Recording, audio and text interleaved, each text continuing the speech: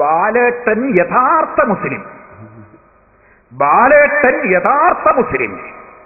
നമ്മളോ സുന്നികളൊക്കെ മുസ്ലിക്ക് വെച്ചുകൊടുത്തവനെ.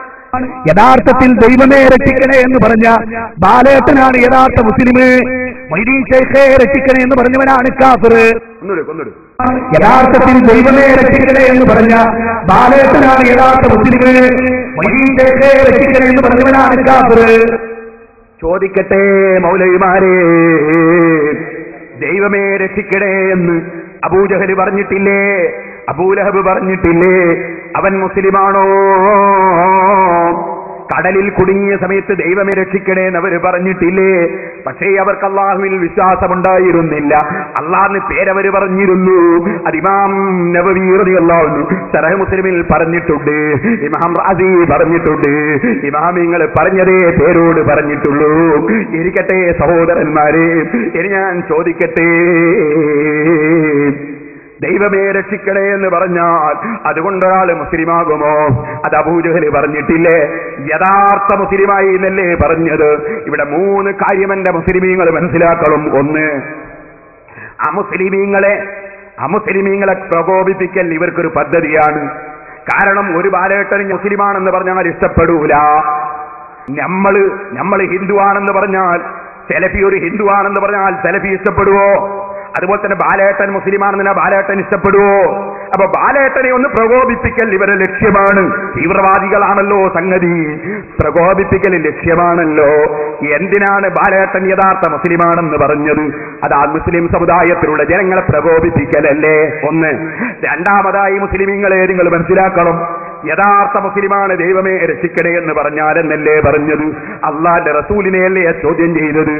മൽ ഇസ്ലാം, ഇസ്ലാം എന്താണ് നബിയേ? ജിബ്രീൽ അലൈഹിസ്സലാമിന്റെ ചോദ്യമാണ്. അപ്പൊ ആദ്യത്തെ മറുപടി തന്നെ അതേ, അന്തസ്ഹദ ലാ ഇലാഹ ഇല്ലല്ലാഹ് വ അന്ന മുഹമ്മദർ റസൂലുള്ളാഹ്. മുസ്ലിം എന്ന് പറഞ്ഞാൽ അവൻ 5 കാര്യങ്ങളുണ്ട്. അതിലൊന്നാമത്തെ കാര്യം ലാ ഇലാഹ ഇല്ലല്ലാഹ് മുഹമ്മദുർ റസൂലുള്ളാഹ്. അത് വിശ്വസിച്ച് അംഗീകരിച്ച് പ്രഖ്യാപിക്കലാണ്. ദൈവമേ രക്ഷിക്കണേ എന്ന് പറഞ്ഞാൽ മുസ്ലിമാകൂന്ന് ഖുർആനിലുണ്ടോ? ഹദീസിലുണ്ടോ?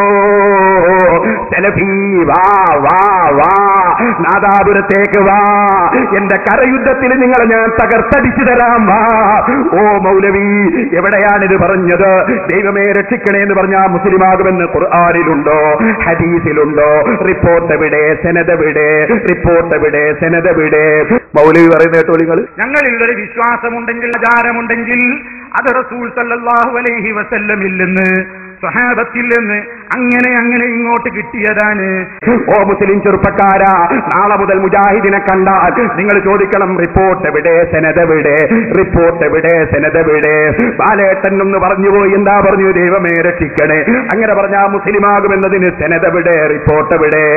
സലഫിയെ കൊണ്ടുവരുന്ന മുജാഹിദേ, ഒരൽപ്പമെങ്ങാനും നിങ്ങൾക്ക് ബുദ്ധിയുണ്ടെങ്കിൽ, ഇസ്ലാമിൽ നിന്ന് മരിക്കണമെന്നുണ്ടെങ്കിൽ ഞാനീ പറയുന്നത് കാതുകോർത്ത് കേട്ടോ. മൗലവി പറയുന്ന കേട്ടോ നിങ്ങൾ. ഇവിടുത്തെ ബാലേട്ടനോ രാമേട്ടനോ കാഫിറാവില്ലാന്ന്. അതെന്തുകൊണ്ട്? ഒരു പുതിയ വിവരമായിട്ട് നിങ്ങൾ മനസ്സിലാക്കണ്ട, അബദ്ധമായിട്ട് നിങ്ങൾ മനസ്സിലാക്കണ്ട, യാഥാർത്ഥ്യമാണ്. ആരെ കാഫിറാവുള്ളൂ എന്നറിയോ?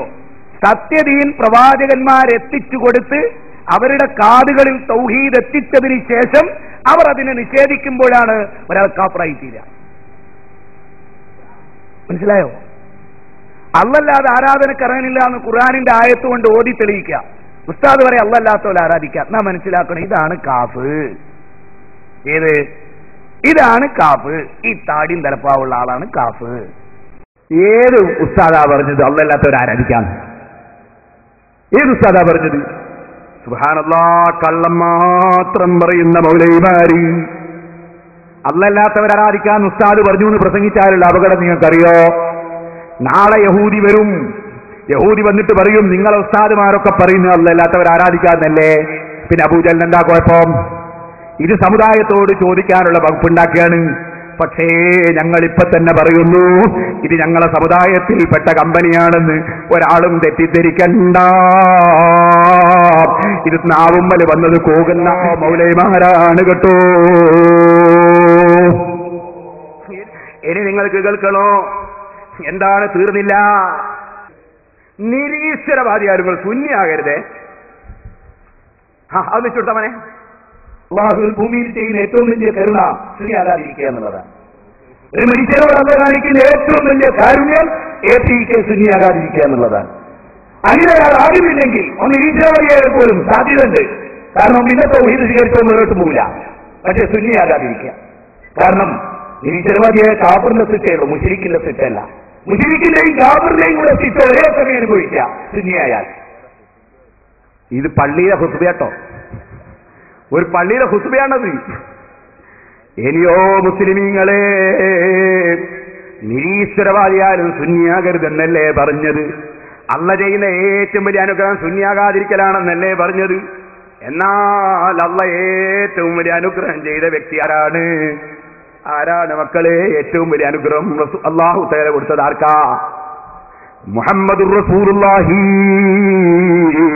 സല്ലല്ലാഹു അലൈഹി വസല്ലം. ഒരു മുസ്ലിമിനും തർക്കമില്ല ആ റസൂലുള്ള സുന്നിയാണെന്ന്. ഇതേ മൗലവിയുടെ നാവ് കൊണ്ടൊന്ന് പറയട്ടെ. സത്യത്തിൽ നിങ്ങൾ ആലോചിച്ച് നോക്ക്, നബി സല്ലല്ലാഹു അലൈഹി വസല്ലം ഒരു വഹാബിയ അല്ലല്ലോ, അല്ലേ? അല്ലല്ലോ. നബി സല്ലല്ലാഹു അലൈഹി വസല്ലം ഒരു സുന്നിയായിരുന്നു. ഞാൻ ആ അഭിപ്രായക്കാരനാണ്. ഇപ്പൊ നിങ്ങൾക്ക് മനസ്സിലായില്ലേ? ഇത് യഹൂദിയുടെ ചാരന്മാരല്ലേ? റസൂലുള്ള സുന്നിയാണെന്നവർ പറയുന്നു. അള്ള ഏറ്റവും വലിയ അനുഗ്രഹം ചെയ്യൽ സുന്നിയാകാതിരിക്കലാണെന്നും പറയുന്നു. അപ്പോ റസൂലുള്ളാഹിക്ക് അള്ളാന്റെ അനുഗ്രഹം കിട്ടിയിട്ടില്ല എന്ന് യഹൂദികളെ തൃപ്തിപ്പെടുത്താൻ വേണ്ടി പറഞ്ഞതല്ലേ? ഞാനിത് പല സ്റ്റേജിലും ഇട്ടങ്ങ് കൽപ്പിച്ചപ്പോ മൗലവിമാർക്ക് നിൽക്കക്കല്ലിയില്ല. എന്നാൽ ഇപ്പൊ മൗലവി പറയാ, ഇതേ മൗലവി പറയാ, അതേ നാവുണ്ട്, ഞാനിത് വെച്ച് കേൾപ്പിച്ചു റസൂലുള്ള സുന്നിയാണെന്ന് ഇയാൾ പറയുന്നു. അതേ സമയത്ത് സുന്നിയാകാതിരിക്കാനുള്ള ഏറ്റവും വലിയ കരുണ എന്ന് അയാൾ എന്ന് പറയുന്നു. എന്നാൽ ഞാനിത് കേൾപ്പിച്ചപ്പോ മൗലവി ഇപ്പൊ പറയുന്നു റസൂലുള്ള വഹാബിയാണ്. അതേ മൗലവി സുന്നിയായിരുന്നില്ല, APK സുന്നിയായിരുന്നില്ല, വഹാബിയായിരുന്നു. അതുകൊണ്ട് കൊല്ലാൻ വന്ന ശത്രുവിന്റെ മുഖത്തോക്കി വഹാബിയായ റസൂല് പറഞ്ഞു അല്ലാഹു എന്ന്. കേട്ടില്ലേ? നിങ്ങളൊന്ന് ആലോചിച്ച് നോക്ക്. ഒരേ നാവ് കൊണ്ടല്ലേ ഇത് പറയുന്നത്?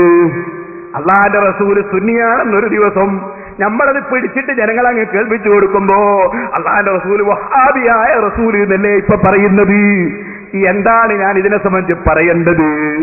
എന്താണ് മുസ്ലിം ലോകം ഇവരെ കുറിച്ച് വിധിക്കേണ്ടത്?